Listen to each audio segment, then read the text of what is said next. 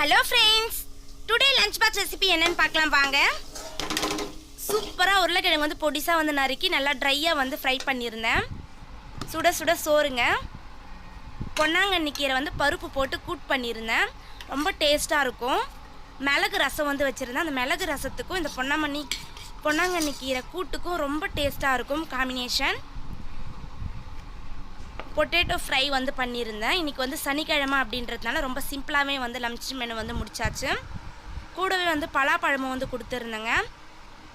இது எல்லாத்தையும் வந்து பேக் பண்ணிக்கலாம் நம்ம.